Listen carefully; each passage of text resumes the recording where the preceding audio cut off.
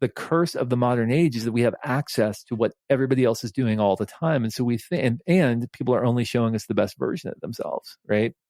And so we think that we have to chase after some illusory cultural narrative and that we should be satisfied by what other people are doing or what satisfies other people. And those people are thinking the same thing. They're comparing themselves with other people too. We just need to let go of those myths and let go of those ghost rules, those invisible narratives guiding our lives. And we just have to say, my only job as a human being is to be here, to be now, to be building, to be contributing, to be adding value wherever I can, to be changing the world around me. Very few people are called to change the world, but everybody is called to change the world around them. And when we embrace that ethic, it completely changes how we think about life.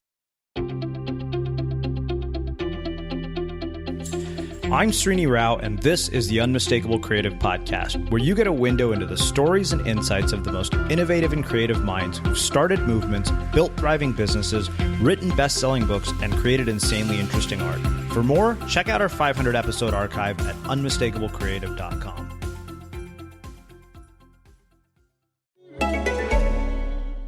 Holiday season means stocking up on some essentials like decorations and an ugly sweater. With the Bank of America Cash Rewards credit card, you can choose to earn 3% cash back on online shopping. The essentials have never felt more rewarding. Visit bankofamerica.com/more rewarding to apply now. Copyright 2020 Bank of America Corporation. This year, I know what I'm giving thanks for. My new high score on Candy Crush Saga. Celebrate Thanksgiving with Candy Crush Saga with 3 new missions to celebrate the holiday. There are new in-game challenges lasting all week, and the more missions you complete, the greater the rewards, like color bombs and lollipop hammers. Play Candy Crush Saga now and celebrate your Thanksgiving with them. Download it from the App Store, Google Play, or Windows Store for free. Challenges start November 23rd until November 29th. Terms and conditions apply. Capital One is using a modern service architecture, data streaming, and cloud technology to simplify shopping. So before you hit the buy button, Capital One Shopping is already searching for available coupons and automatically applying them at checkout, making shopping better by keeping more money in your wallet. Learn more about how Capital One is using cloud-native architecture to fuel the future at CapitalOne.com/cloud. Capital One, what's in your wallet? Savings and available coupons may vary. So I want to tell you about a new podcast called Future Positive, a podcast from the people at XPRIZE. This month, they're exploring artificial intelligence for good. Topics include how AI can help preserve indigenous languages, AI and self-driving cars, and how smart food systems will transform the way that we eat. They bring together big brains from all backgrounds to talk about the biggest challenges we face and the innovations that will have a positive impact on our futures. Expect insightful conversations with people that are changing the world from AI to climate change. If you love the guests in the Unmistakable Creative, I think you'll love the insanely interesting people on Future Positive. Listen and subscribe to XPRIZE Future Positive podcast today, wherever you get your pods. Todd, welcome to the Unmistakable Creative. Thanks so much for taking the time to join us. Srini, it's great to be back. Thanks so much for having me. Yeah, you were one of our rare three-peat guests, which I think says a lot to me about your work and how prolific you are, both as a writer and creator. But as you know, I never want to start by talking about the book. And I was trying to think of, what have I not asked you in the past? And I realized this was one. What social group were you a part of in high school, and how did that end up impacting the choices that you've made throughout your life and your career? Man, that's a great question. No one has ever asked me that before. That is a phenomenal question. And I'm going to give you maybe a surprising answer, which is that I wasn't really a part of any social group. I was kind of this weird transcendent kid that kind of I was kind of like a science geek. So I loved science when I was in high school. And so kind of hung out in all the science clubs and stuff like that. But I also played basketball and was kind of like a standout on the basketball team. But I wasn't really friends with kind of the athletic jock kids. And I kind of didn't really completely fit in with the science group, and I kind of didn't really fit in with the preppy kids. I didn't really have a clique. I kind of floated between all the groups and just kind of had loose ties within each of the groups. And so I don't. That's a really great question, and I'd never really considered that before. But I wasn't really a part of any group fully. And it's funny because I've been sort of doing some Enneagram stuff, right? Which is kind of something a lot of people are kind of looking at right now. and I'm a 9, and the 9 is the peacemaker, and the 9 is the one who's able to kind of bridge between all the different, types on the Enneagram. And it's probably why I kind of floated from group to group. And frankly, probably also why I'm able to like go into organizations and companies and different groups now and sort of meld into whatever environment I'm in and just kind of present stuff, because I can just kind of adapt to whatever's going on in the environment. So, it's funny because there's so many ways we could go with this, but the question that I really am curious about is basketball in particular, because, as somebody who more or less concluded that I had no athletic ability, which is ironic considering my main two hobbies are surfing and snowboarding, team sports was one of those things where I look at it now and I regret not having done it, because I felt that it was such a valuable experience. Like every person I've ever talked to who played a team sport, even if it was just in high school, talks about it as a building block of who they became. Like James Clear talks about the fact that baseball played this instrumental role in enabling him to do what he does and understand, the concept of improvement. So I wonder, what basketball in particular taught you about, improvement, motivation, and all the things that, work sort of serve you later in life. Like how did it impact how your life turned out later? Yeah, I think there are a couple of things. I think one thing for sure is just that you learn to function as part of a team, for sure. You learn to be in submission to authority. You learn how to take coaching, which is important. I think, that's really maybe one of the most valuable aspects of playing a team sport, especially at a younger age, is you learn how to be coachable and how to let other people speak into your life in a way that, maybe you wouldn't want to. You have to listen to things you don't want to hear sometimes. But I would say that probably the thing that sports did the most for me is it taught me how to do hard things. It forced me at an early age to do things I didn't want to do in order to improve. So, I would be out in the driveway shooting basketball nonstop, like from 8th grade on, during the summer. I would, my friends would be at the pool, other people would be doing other things. I'd be out shooting free throws, trying to make like 20 free throws in a row, like without hitting the rim, and then when I got to a point where I could do that, it would be like, I have to make 20 free throws in a row without hitting the rim, and the ball has to like bounce back to me. I can't have to go chase the ball. If I have to go chase the ball, I have to start over again, and I would just constantly ramp up these little challenges for myself. And it just taught me about how to do hard things, how to improve, what development of skills looks like.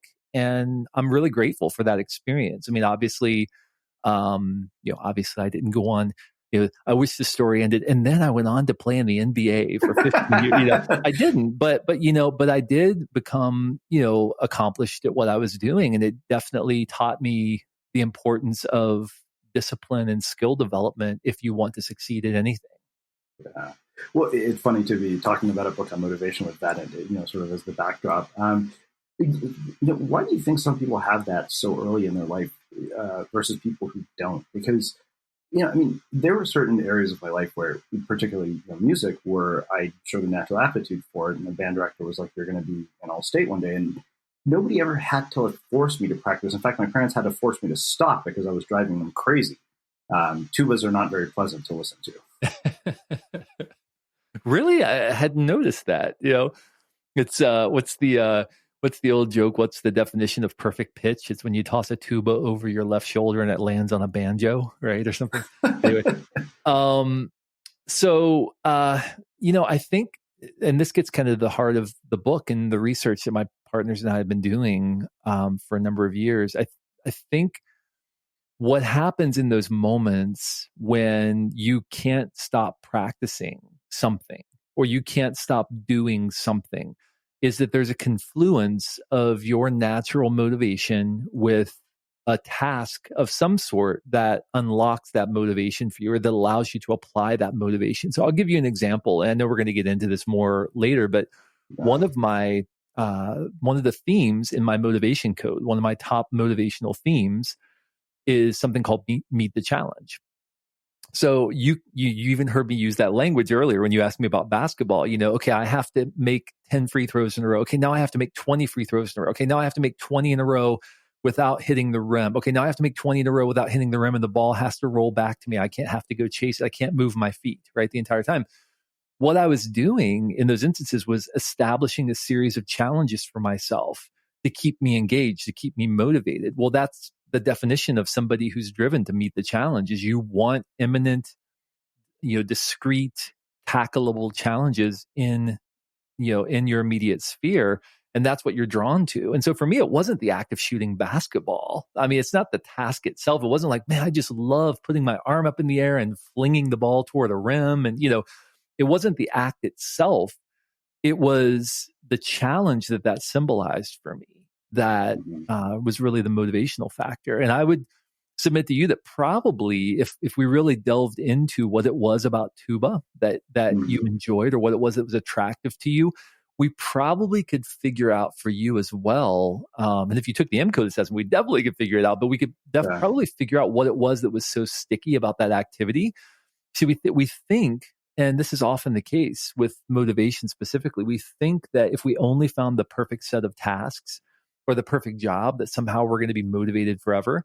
But the reality is, we're laughing, right? Because we know, listen, I write books for a living. I don't like to write. It's not something I enjoy. I don't know about you, but I don't like writing, but I love the outcome of having written. In order to keep me engaged with my writing, I have to establish challenges, because that's one of my top motivations. So I'll say, for example, I'm going to write 500 words before 9:30 this morning.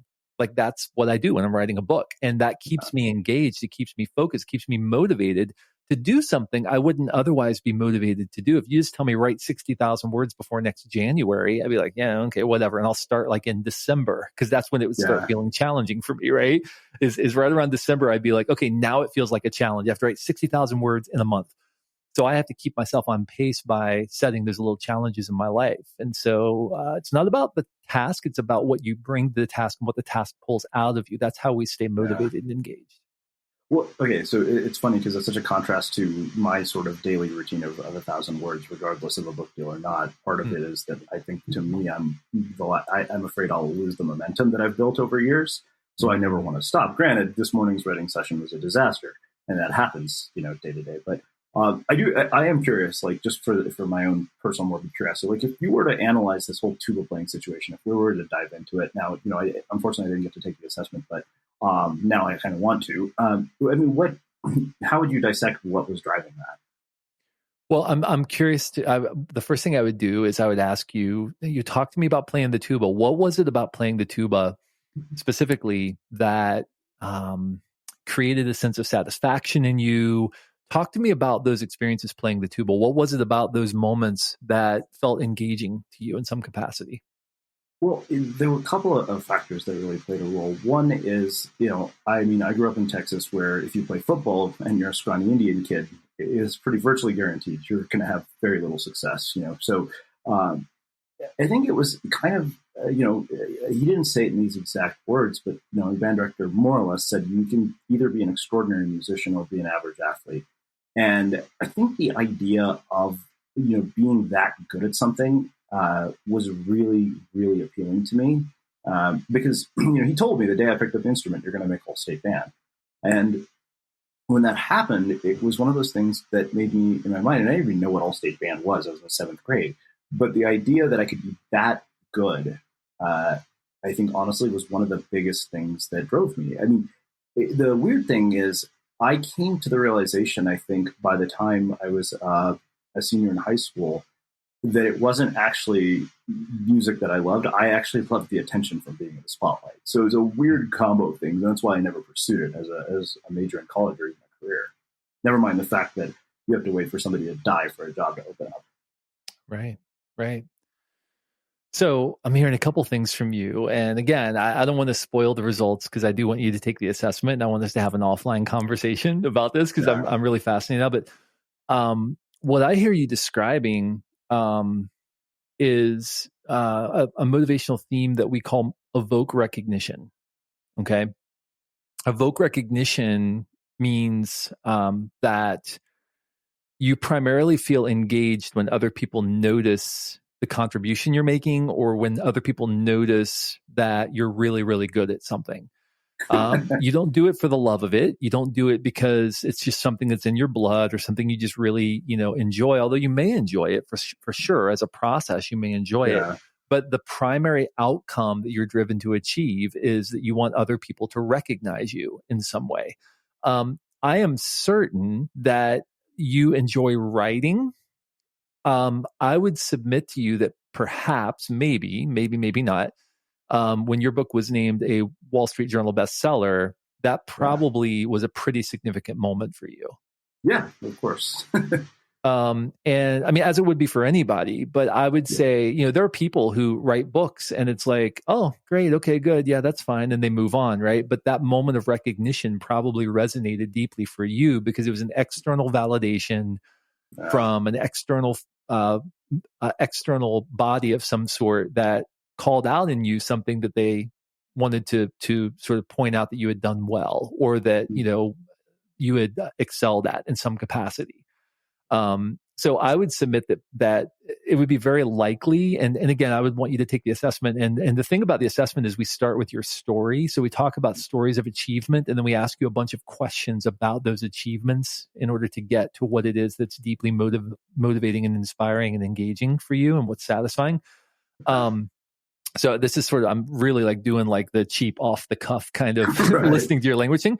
But there's a second thing I heard in that, which is, the idea of standing out, the idea of having something that you're kind of known for in some capacity. And there's another theme that's called be unique. And people who are motivated to be unique are people who want to show that they're different from other people. They want to kind of own the space that they're in. They want other people to recognize that there's something about them that separates them from the pack. And so often you find like artists or musicians or actors or people kind of in that space who are really driven by this need to prove that they are different from everybody else. And even like the brand that you've developed, unmistakable creative, right? That's the entire ethos of it. The entire ethos is be unique, right? It's like be yourself, be unique, stand apart from the crowd. Even like the visual identity that you've created, is very unique and stand apartish from everything else. And so I would submit that somewhere in your top 3 to 5, probably you're going to find those couple of motivations, be unique and evoke recognition. Does that sound somewhat accurate? Yeah. So absolutely. Yeah, it definitely does. I guess the thing that I think about in terms of, external recognition is the fact, I even wrote about the fact that, this is a really slippery slope. Like there's a real dark side to basically getting your fulfillment from sources of external validation, because let's say that you don't get those things, then, you can easily conclude that the whole effort wasn't worth any of your time. Like, I think that there's this sort of platitude in personal development of, change the world, but then, does that mean your life has no value if you didn't manage to change the world? You didn't manage to change the world in a way that is acknowledged by the public? It doesn't mean it didn't have value. It just means that maybe if you're not getting that recognition, it may not feel as engaging to you, right? So you can still have tremendous impact, but the work you're doing may not feel as engaging to you if you're not being recognized for it. So say that you're like maybe the number 2 in command and you're doing all the work behind the scenes, and you're really the one that's kind of pulling the strings and making everything happen, and somebody else is stepping into the spotlight and getting all the credit for it.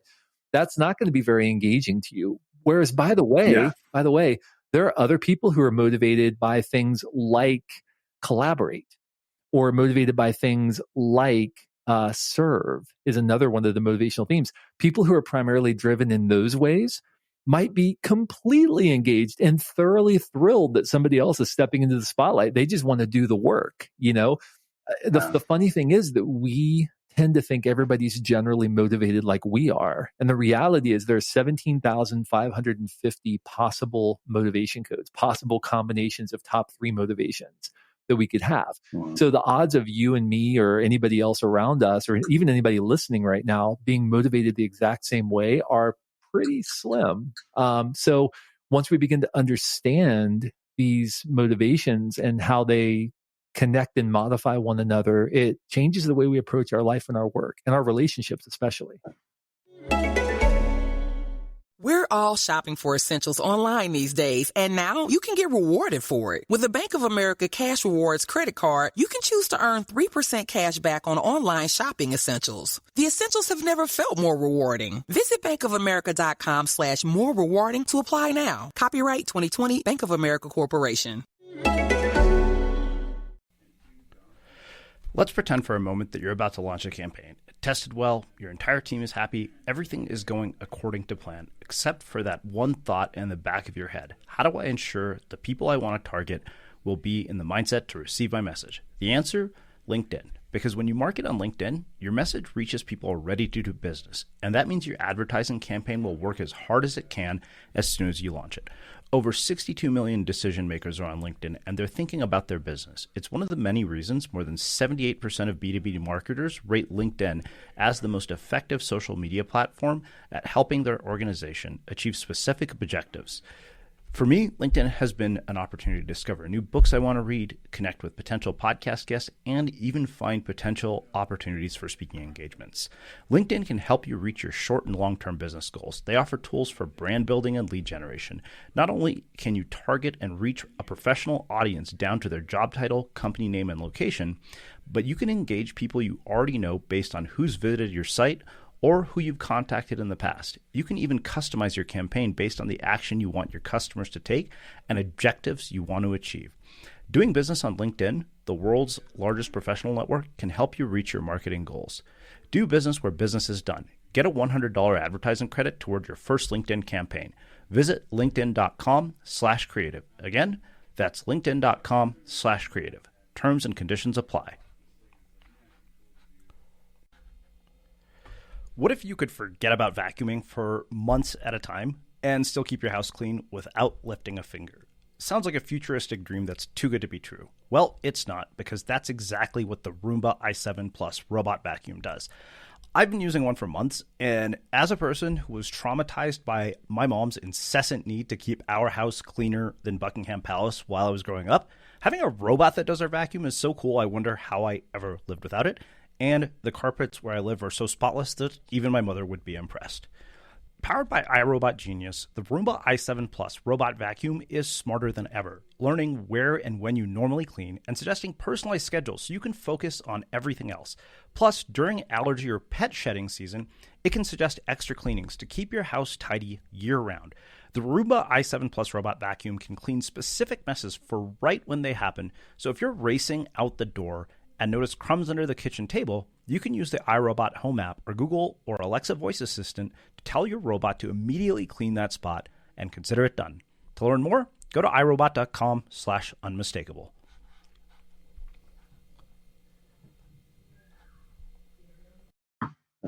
So, I think the question I have around this also is, where does this overlap with Dan Pink's work in Drive, and where does it actually challenge that work? Because I think when my roommate saw the book title, he was like, another book on motivation? Hasn't that already been done? Right. And so that was my first thought too, is like, okay, what have you, and clearly you guys did this very differently and you have a very different model for it. Right. Yeah. So I would say it's complementary.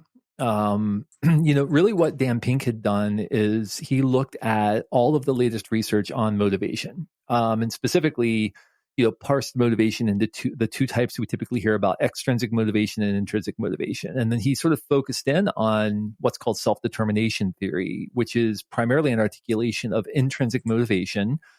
And specifically, it's the research of Dici and Ryan on the importance of autonomy, relatedness, and connectedness, or I think he called it autonomy, mastery, and purpose, I think is how he defined it. And so those things are very important, obviously, and it's a great articulation of intrinsic motivation and how we experience it. But what this research does, like you could call maybe, I think Dan Pink called it, that was called like motivation 3.0 or something, is I think how he referred to it. Well, we could call what we're doing motivation 4.0, because what the research also shows is that intrinsic and extrinsic motivation don't exist in isolation from one another. That the way that you are intrinsically motivated to respond to an extrinsic stimulus is unique depending on your intrinsic motivators. And so what we have done is figured out over the course of 50 years, this research began in the late 1960s, was conducted over many decades, interviews with people from all walks of life, over 1 million achievement stories, over 100,000 people have been through the assessment that's been developed. What we figured out is there are 27 unique themes of motivation. And those themes represent the ways in which we uniquely respond to extrinsic motivators.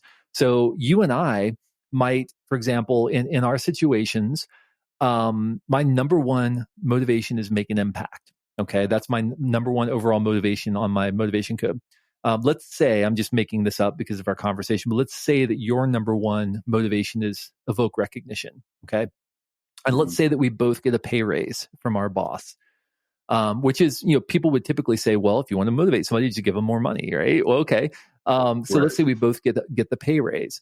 Well, the reason that pay raise is going to be satisfying is going to be very different for each of us. So for you, it's going to be somebody recognized me, somebody noticed that I was doing good work. I was called out by my boss in front of my peers. I was given a pay raise.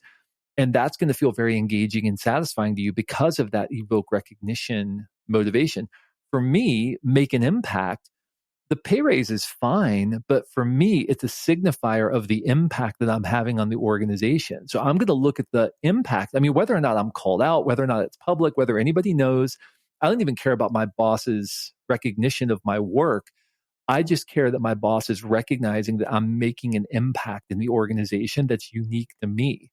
And that impact specifically is what drives me. So yeah, we're both going to be very grateful for the raise. And yeah, we're both going to be satisfied because of it, but we're satisfied for different reasons.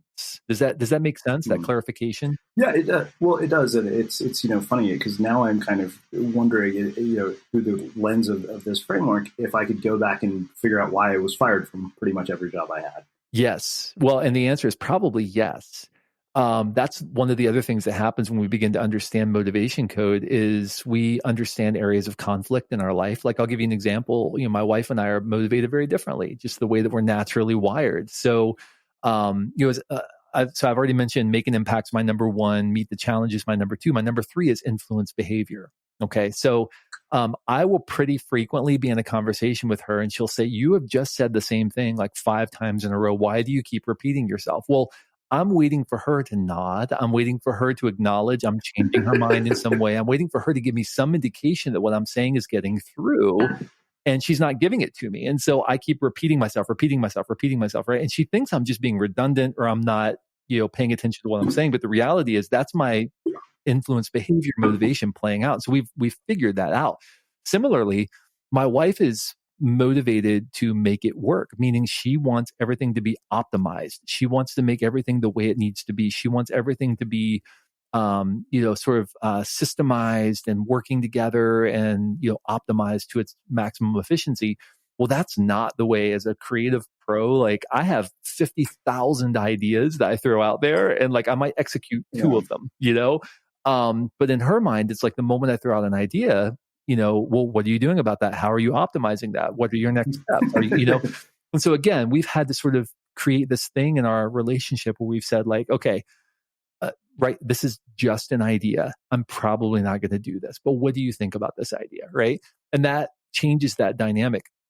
On teams, for example, there might be someone who is driven to explore, meaning they're going to ask a lot of questions. They're going to be saying, why are we doing this? Why are we going this direction? What if we try this?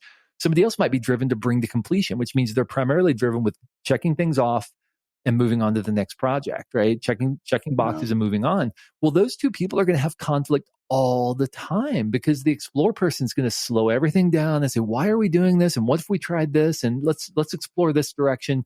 And the bring to completion person is going to say, are you nuts? We got to get this done so we can move on to the next project.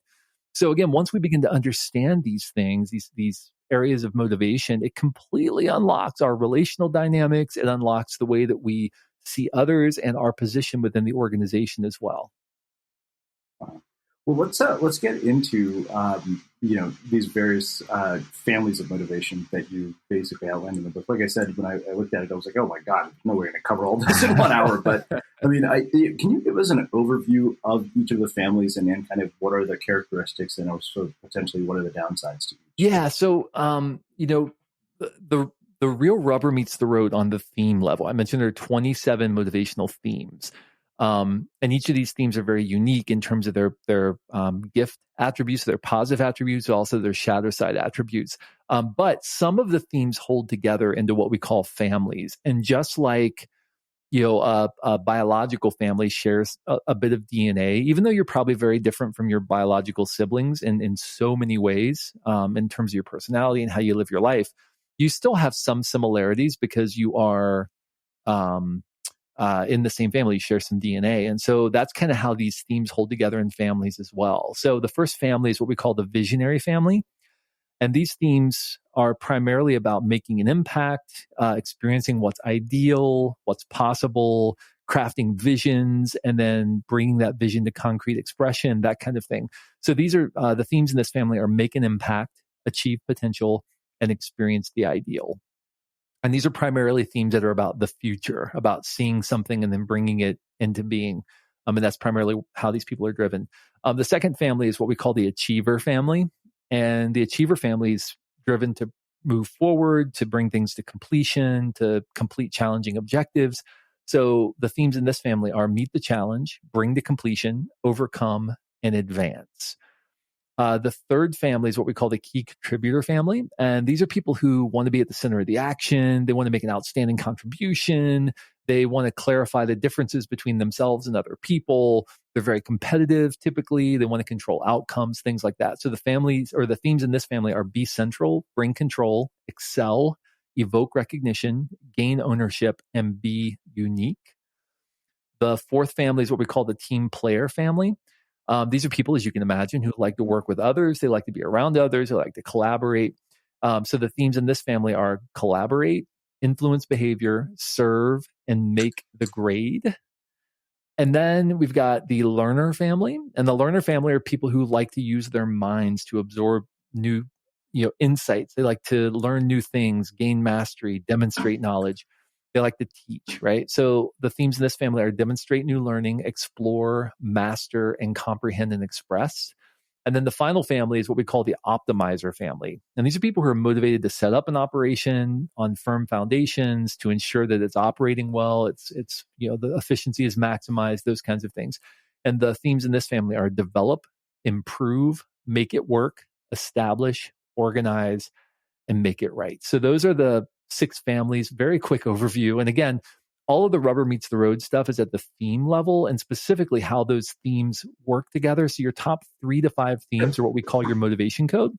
And the themes modify one another. So somebody who has a number 1 theme of, let's say, bring to completion, who has a number 2 theme of collaborate is going to be very different than somebody who has bring to completion as number 1 and say like achieve or evoke recognition as their number 2, right?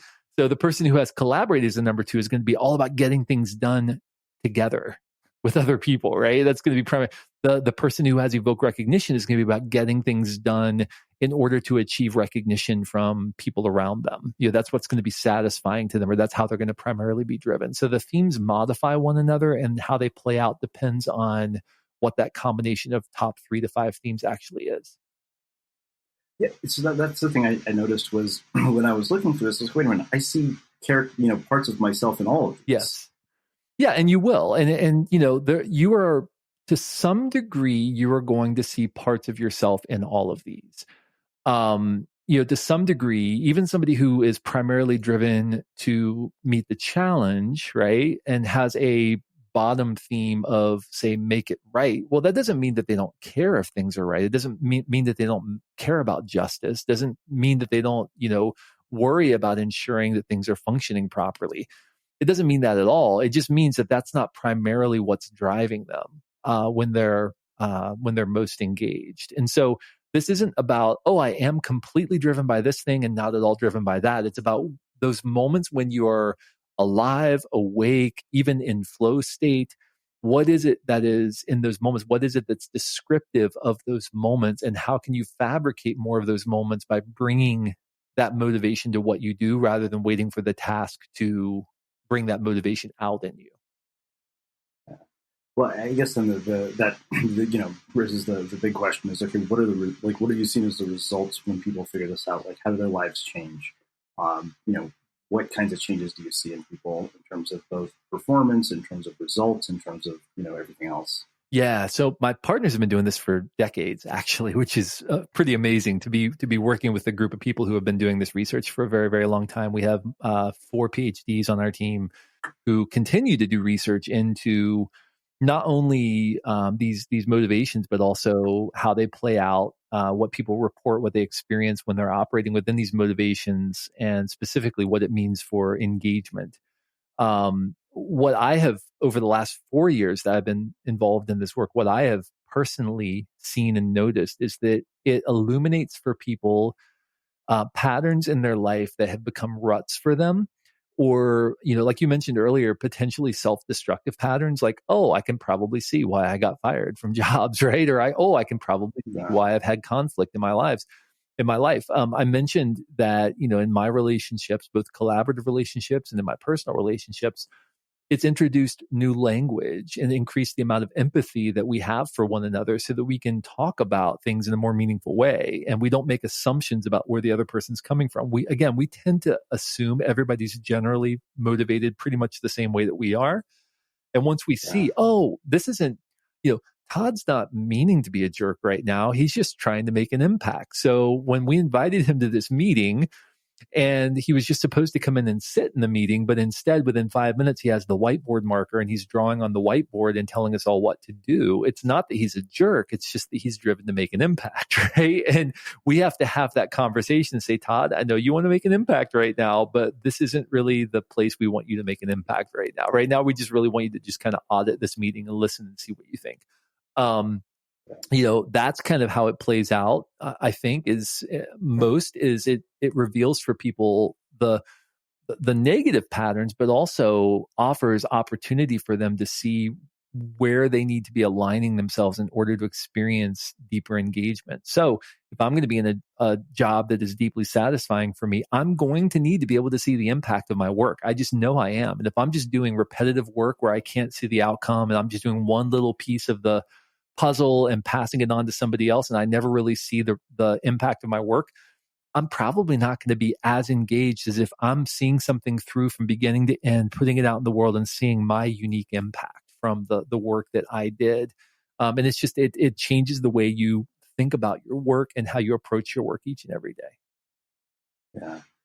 So, and we started out before we hit record here, and I was telling you about a piece that I just published called "The Skeptic's Guide to a Good Life." And so, one thing I have really started to think about in terms of personal development is the role of context and how we just tend to overlook it when we hear things from people like you, because so often we're motivated to set these very sort of arbitrary goals that we think we choose, but they're actually largely influenced from the world around us. You see some person who has had some level of success in the public eye, or maybe, you see their best-selling book roll through your newsfeed on Instagram, and you're like, okay, that's it. That's the goal. That is the thing I am motivated to do. So why do we do that? Like, why is it that we mistake other people's motivations for our own, I guess, is really where I'm going with that.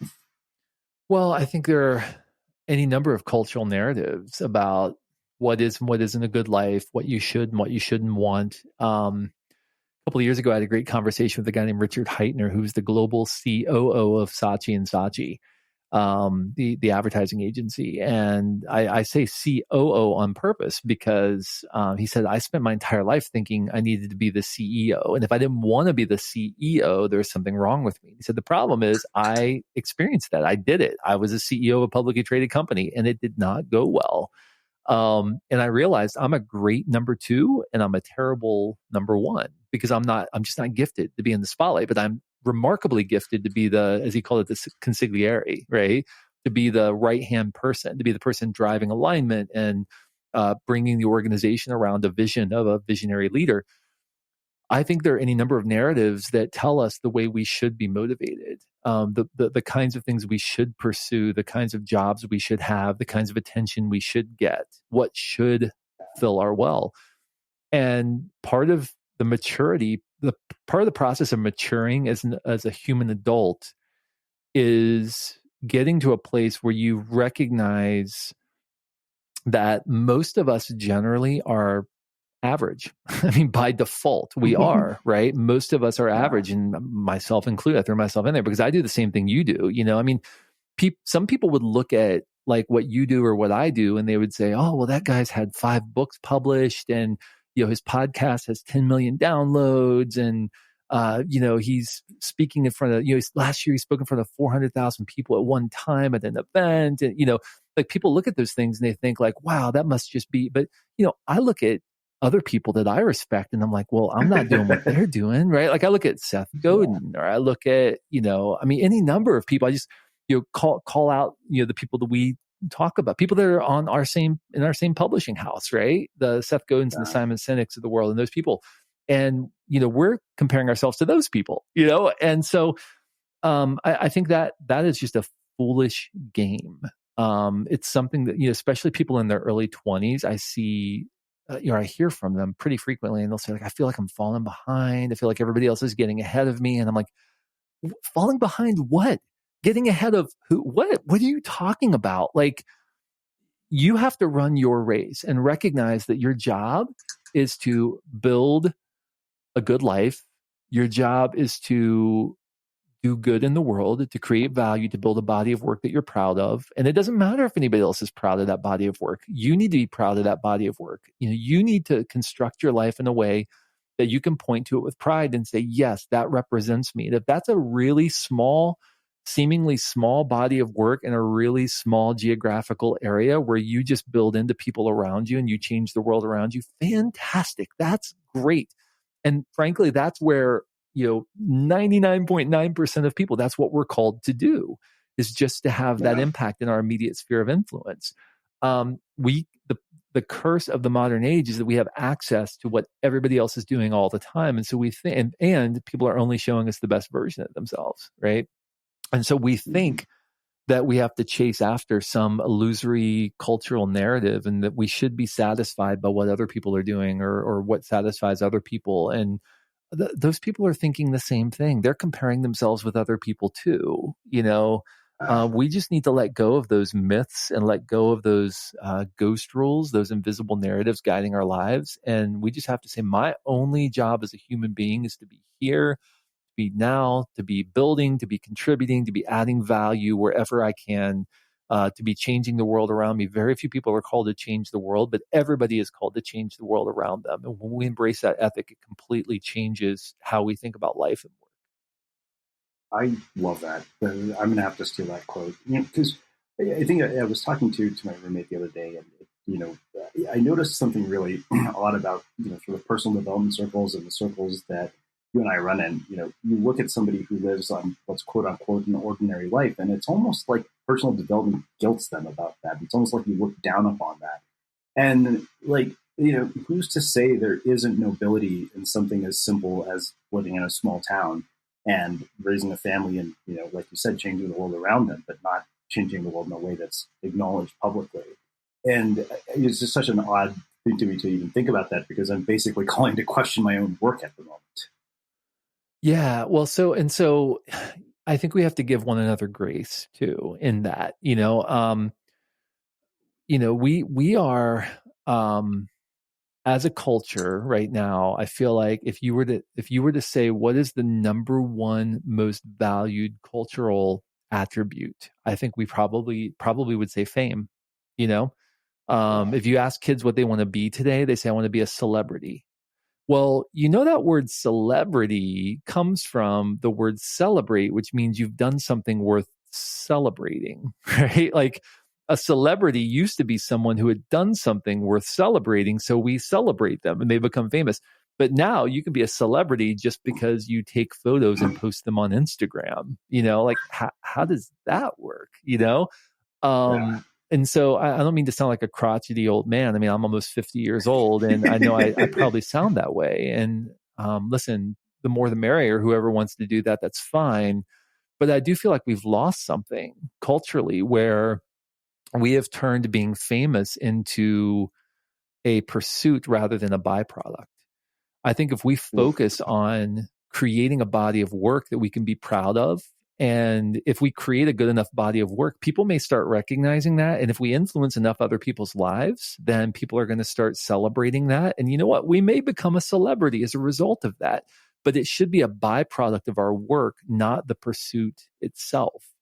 I think pursuing fame, pursuing celebrity is a fool's errand. It's chasing vapor. It is, because you're never, if that's really what you're trying to do, you're going to spend your entire life trying to prop up the fact that you should be famous instead of saying, I'm going to do work worth celebrating. And then if I become a celebrity because people are celebrating the work I do, awesome. That's great. But I'm not chasing celebrity for its own sake, because that is such a freaking hollow thing. It just is, you know?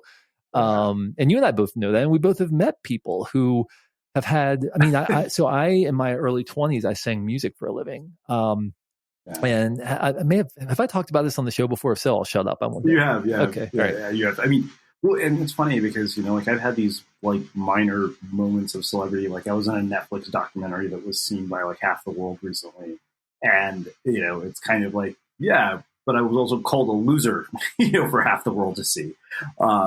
It's just, you know, like I think Tim Ferriss recently actually had an article that somebody else here mentioned on the show about the downsides of fame. And even, you know, my mentor, Greg Hartle, he said, look, he's like, you know, for every, you know, goal you have, set an anti-intention. He said, because you know what, there are going to be things that suck about accomplishing that goal. Yeah. He said, you want your own TV show? Guess what? You can't go to a restaurant anymore. Right. Yeah. And people think that would be amazing.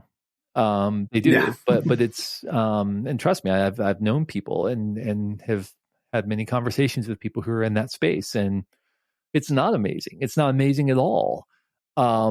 You really lose so much of your life when that happens, and you don't just lose it now, like you lose it forever. And so it just becomes really difficult to just be a human being in the world. And at the end of the day, that is a modern phenomenon that most people throughout history, other than kings, have never really had to deal with. And even kings, like literally, you know, 300 years ago, a king could walk into a town wearing normal clothes and just walk around and go to the market, whatever. Nobody would know that was the king. You had to announce the king when the king came into town. The king is here, right? And oh, that's the king. And like nobody knew what the king looked like. You know, George Washington, nobody knew what George Washington looked like.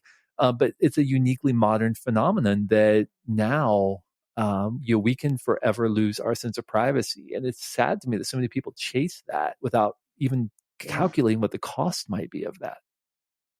Well, that's the thing. Okay? I think that you look at the life of a public figure, and you know, I realize like public figures are often put on pedestals. And I think it was in Oliver Berkman's book. He said, you know, like a person who speaks about something like motivation and happiness is, you know, has to put on this act because the public expects them to be a certain person, and when they're not that person, right? You know, it basically shatters, you know, perceptions that people have, and it can be, you know, detrimental to their careers, which is crazy. Yeah, it is. Well, that's what you know, my wife said. You will never write a parenting book, and you will never answer parenting advice questions, because the moment you do, our kids are going to turn out terrible. And you know, because I mean, think about it. Like that's the moment you start giving advice about something, you're going to be held to the standard of that advice. And if your kids don't live up to that standard, or if you don't live up to that standard, then you know, people love to call out hypocrisy, or at least what they perceive as hypocrisy, because it makes them feel better than you know? And, it's just, I think we have to be very careful which flags we plant and how we talk about, I mean, you know, why would anybody run for public office? Because the standards that we're holding people who run to public office, well, okay, never mind. That's probably a bad example these days, but like for real, unless you want to open your life up to everybody questioning every decision you've ever made. And you know, what's the number one sin of a public official? Changing your mind, right? You're a flip-flopper, you know, you're a hypocrite. Well, don't you want public officials who are willing to change their mind when they confront new information? And it's like, oh, that's something I've never heard before. Yes, I'm changing my opinion on that. But we can't do that now, right? Because you're called a hypocrite or a flip-flopper. I want public officials who learn. I want business leaders who learn, who change their mind, change their perspective, and are able to articulate why they did that. That's what intellectual honesty looks like, intellectual rigor looks like. But, you know, the moment you become a public figure, you put a target on your back, basically. This is why I always say I don't have advice, just observations. Yeah. And I think that's a really wise thing. I think, I always tell people, listen, all advice is local and your results may vary, because the truth is human behavior is very complex. And so I will come in and offer advice to organizations or to leaders who are leading huge companies or huge initiatives. And I always lead with, I'm going to give my advice based upon my experience, but again, your results may vary and all advice is local, meaning that nobody has ever lived your life. Nobody's ever experienced your unique set of circumstances or had your experience. So, what you do with this advice is going to be completely dependent on your situation. And I think that, again, the best advice, even the best advice is going to be applicable in like maybe 80% of situations, right? Even the best advice, like 20% of people could still immediately discount that advice because it's not relevant to them. So, I think everybody's looking for the airtight solution, and there are no airtight solutions. There are principles by which we live our life. We just have to decide which principles we're going to choose. Wow. Well, I think that makes a perfect place to wrap up our conversation. So I want to ask you my final question, which I've probably asked you at this point 3 or 4 times. So it's always interesting to see how people answer this question when they come back. What do you think it is that makes them do something unmistakable? I believe that what makes us unmistakable is when we are fully and confidently able to stand on the platform that we have, whatever that looks like, again, and pour the unique contribution we have to make into the people around us unapologetically. And when we can do that, I think that's what's going to cause us to stand apart from the pack, because so many people are trying to shape their contribution according to the expectations of others, rather than saying, here's my perspective. Let me offer this as a gift to you, rather than as, some way to make myself bigger and better in the process. Amazing. Well, I can't thank you enough for taking the time to join us and share your wisdom and your insights from your new book with us. Where can people find out more about you, the latest book, and everything else that we talked about? Yeah, so for more about Motivation Code, just go to motivationcode.com and you can take the assessment and find out about the book and all that stuff right there. And if you want to know more about me and my work, you can go to toddhenry.com. That's where all my other books are, as well as my podcast, The Accidental Creative, and all the other work that I do. Awesome. And for everybody listening, we'll wrap the show with that. Thank you for listening to this episode of the Unmistakable Creative Podcast. While you were listening, were there any moments you found fascinating, inspiring, instructive, maybe even heartwarming? Can you think of anyone, a friend or a family member who would appreciate this moment? If so, take a second and share today's episode with that one person, because good ideas and messages are meant to be shared. You're ready to get back into yoga, so you ordered the essentials: a non-slip mat, yoga blocks to keep balance, and an exercise ball. And you used your Bank of America Cash Rewards credit card, choosing to earn 3% cash back on online shopping, or up to 5.25% as a preferred rewards member, which you put towards the cost of your most essential yoga gear: noise-canceling headphones. Apply for yours at bankofamerica.com/more rewarding. Copyright 2020 Bank of America Corporation.